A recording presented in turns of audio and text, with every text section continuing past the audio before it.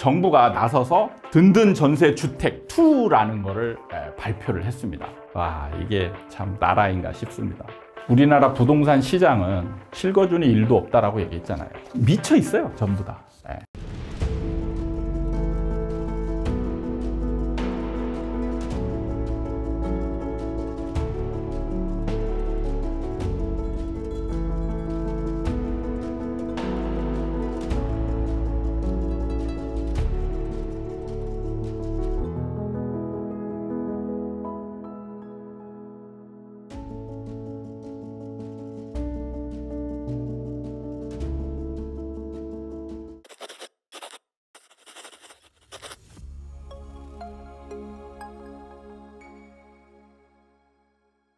반갑습니다. 아파트 사이클 연구소 소장 이현철입니다. 오늘은 정부가 새로운 부동산 대책을 내놨는데 이 부분이 기사에 보면 댓글에 굉장히 많은 논란이 벌어지고 있고 심각한 사회 문제? 그리고 지금 어떤 뭔가 일종의 사기를 친 사람 아니면 뭔가 피해자를 양산한 사람, 이 사람을 정부가 나서서 도와주고 있는 게 아닌가 라는 논란을 불러일으키고 있는 부동산 대책인 든든 전세 주택 2에 대해서 얘기를 해볼까 합니다. 든든 전세 주택, 이건 뭐냐? 보통 이제 빌라 같은 경우 이제 요즘 전세 사기, 전세 사기를 굉장히 이제 많이 당했잖아요. 그래서 임대인들이 실제 사기를 치려고 한 경우도 있는데, 제가 영상에서 유형이 좀 두 가지로 나뉜다라고 했어요. 투자자가 투자를 잘못한 경우, 이런 것도 지금 전세 사기로 연결이 되고 있다, 이런 얘기를 했는데, 어떤 거냐면, 예를 들어서 빌라가 매매가가 한 2억 정도 해요. 전세가를 한 1억 9천 정도에 이렇게 맞추고 나서, 예를 들어서 2022년에 이렇게 계약을 했는데 2년 후 매매가가 1억 8천으로 떨어졌어요. 근데 이 지금 전세 살고 있는 사람은 여기는 1억 9천에 있잖아요. 이러다 보니까 이제 이 사람이 나간다라고 할 때 이 사람이 돈을 못 내주는 거죠. 그래서 새로운 임차인을 1억 9천에 맞춰야 되는데, 이것도 매매가가 떨어지다 보니까 실제로 새로운 임차인은 1억 7천이나 6천 이 정도에 들어올 수 있는 상황인 거예요. 상황이 변해서. 그럼 이 사람을 지금 보증금을 못 내주는 상황입니다. 이런 식으로. 근데 이 사람이 하나만 가지고 있으면 사실 큰 문제가 될 수 없는데, 이 임대인이 이런 물건을 수백 채를 가지고 있으면서 이게 도미노처럼 똑같은 현상이 생기는 상황이, 이런 게 바로 이제 전세 사기의 유형이에요. 그래서 보증 사고가 일어나는 거죠. 자, 이때는 그래서 보증보험이 이런 걸 보증보험으로 들어줬는데, 이게 이제 역전이 되다 보니까 이 사람은 이제 못 갚겠다 하고 이제 널브러지는 거죠. 그러면은 허그가 이거를 강제 경매에 넘깁니다. 원래는 경매로 넘기면 사실 이 가격에 낙찰이 안 됩니다. 낙찰이 안 되고 실제로는 막 많이 떨어져요. 1억 5천이나 이런 식으로 많이 떨어진단 말이에요. 그러면은 결국에는 허그가 낙찰을 받아도 이 사람들을 돈을 내줄 수 없게 되는 거죠. 이런 문제 때문에 이제 낙찰자가 이걸 받으면 이 사람들이 안전하지 않기 때문에 허그가 대신해서 그냥 이걸 셀프로 경매를 낙찰을 받아요. 셀프로 이 가격에. 그리고 이 사람들한테 그냥 일정 기간 동안 한 8년 정도 거주를 할 수 있게 만들어주는 제도가 바로 든든 전세 주택 1입니다. 1. 근데 이게 문제가 있는 게, 이 낙찰을 셀프 낙찰이라고 하죠. 셀프 낙찰을 받다 보니까 이게 경매 과정이 있잖아요. 이게 기간이 길어요. 최소 6개월. 첫 번째 문제가 이제 기간이 너무 길다.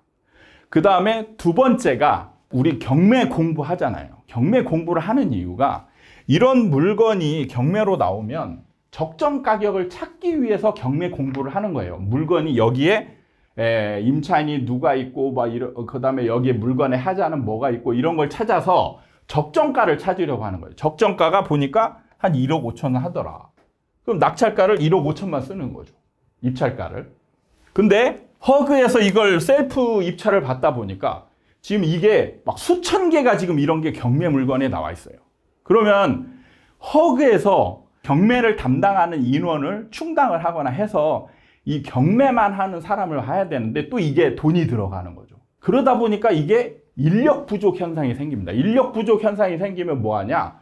그냥 목표치가 있는 거예요. 몇 개를 낙찰 받아라. 이게 되면 여기서 문제가 뭐가 생기냐면 낙찰 가격을 적정 가격으로 받는 게 아니고 부족하다 보니까 목표치를 채우기 위해서 그냥 무작위로 받는 거예요.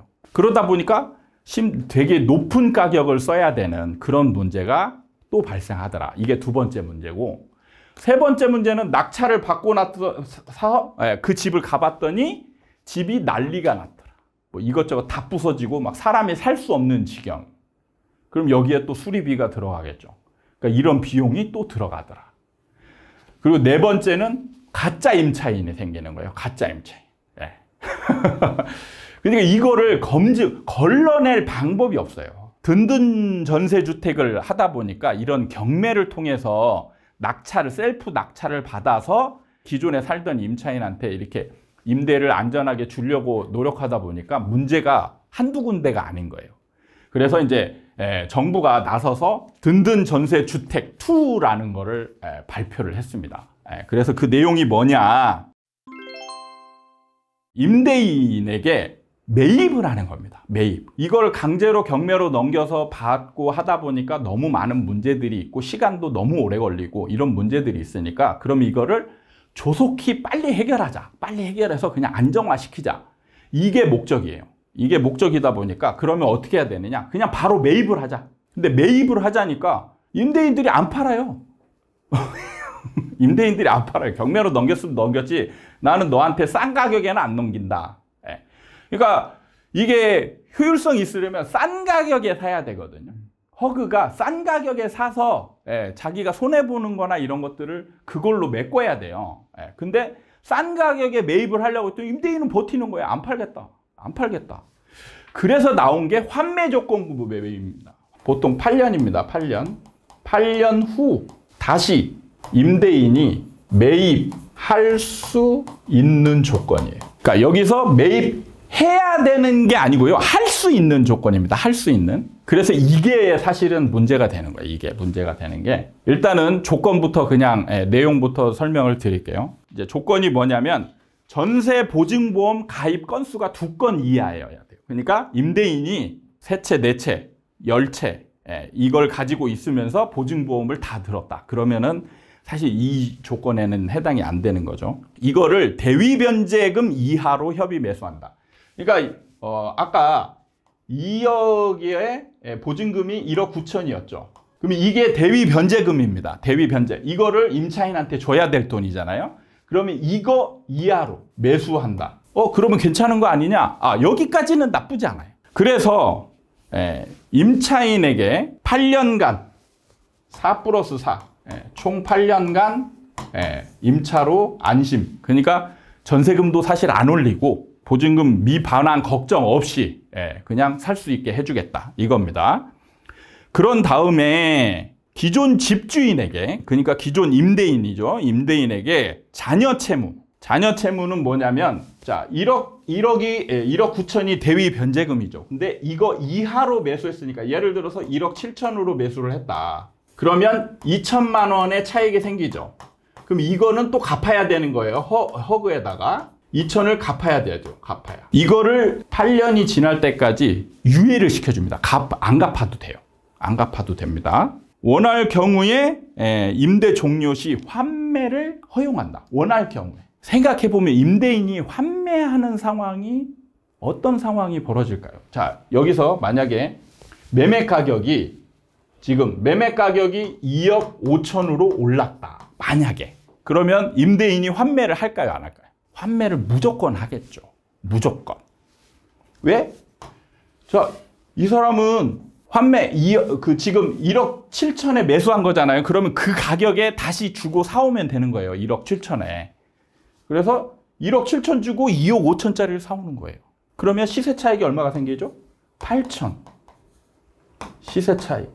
심지어는 내가 샀던 가격보다 5천만 원 더 이익 보는 상황이 생기는 거예요. 그러면 이 사람은 무조건 환매를 하겠죠.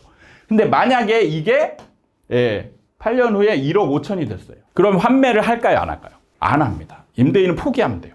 그럼 임대인은 포기하면, 자, 여기서 문제는 나머지 차익을 갚아야 된다라는 이런 조항도 없어요. 그러니까 이걸 포기하고 그냥 포기하면 돼요. 그럼 임대인은 자기는 손해보는 게 하나도 없어. 하나도 없어요. 이게 문제인 거죠. 그러니까 뭐냐면 이 환매 조건부 매입이 임대인한테는 선택권이 주어지는데 임대인한테는 손해볼 게 하나도 없는 조건이라는 거죠. 손해볼 게 없는. 근데 이것도 현실적인 문제 때문에 나오는 거긴 해요. 왜냐하면 임대인이 손해보는 상황이 벌어지면 임대인은 든든 전세를, 주택을 허그한테 팔지 않겠죠. 그러니까 지금도 손해보니까 안 파는 거예요. 그러니까 이게 이제 딜레마 같은 거예요. 딜레마. 그러니까 무조건 임대인에게 시세 차익을 보장을 해줘야 되는 상황인 거예요. 이걸 하기 위해서는.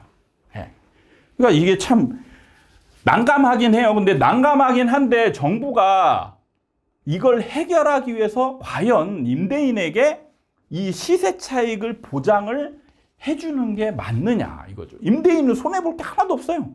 그러니까 이게 문제가 되는 게 뭐냐면, 이러면 지금 당장 문제는 어느 정도 해결될 수 있겠지만 앞으로 나타날 이런 거를 악용하는 사람들은 또 어떻게 할 거냐.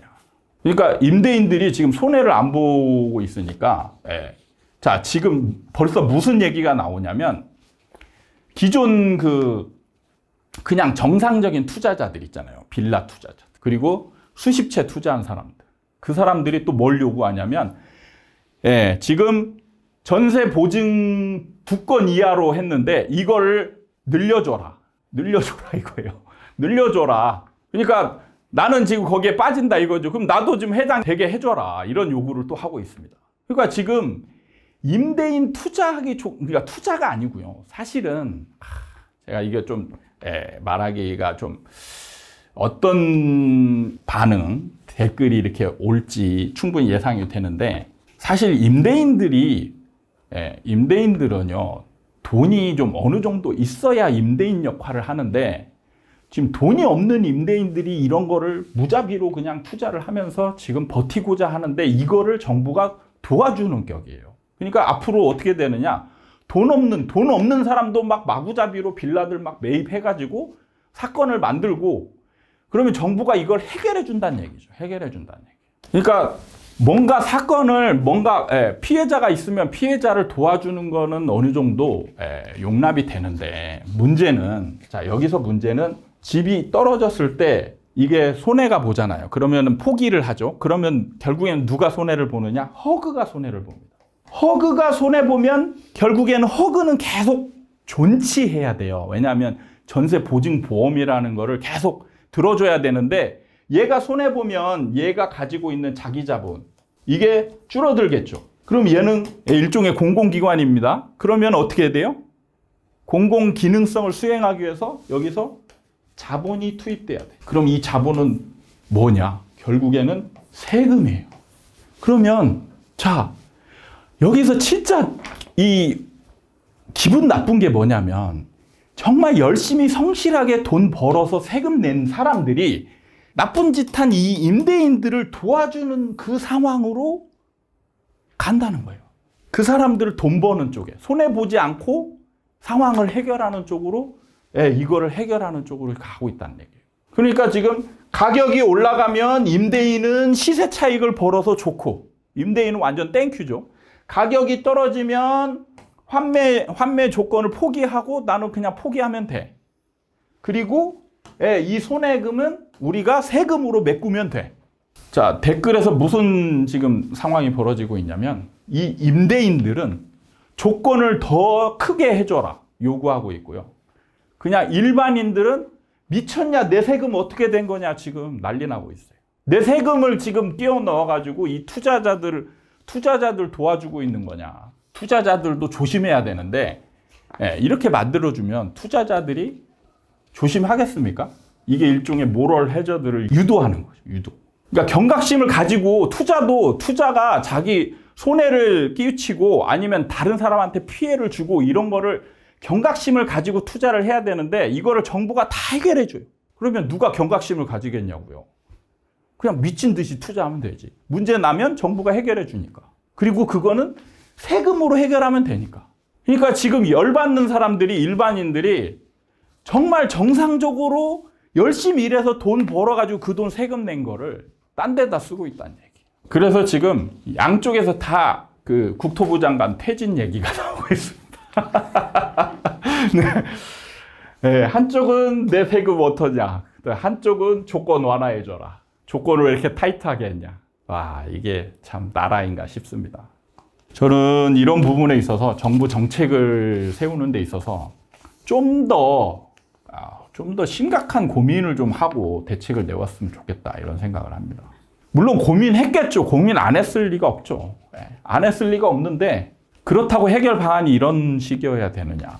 좀 문제가 있다라고 생각이 듭니다. 제가 이제 긴급하게 하느라고 조금 내용에 나름대로 검토를 하고 했지만 조금 부실한 부분이 있을 수는 있겠지만 제가 설명드린 맥락에서 크게 벗어나지는 않을 거라 생각이 듭니다.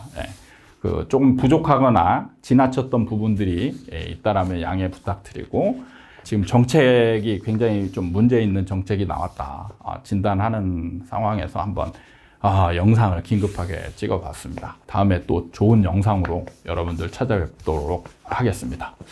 네, 감사합니다.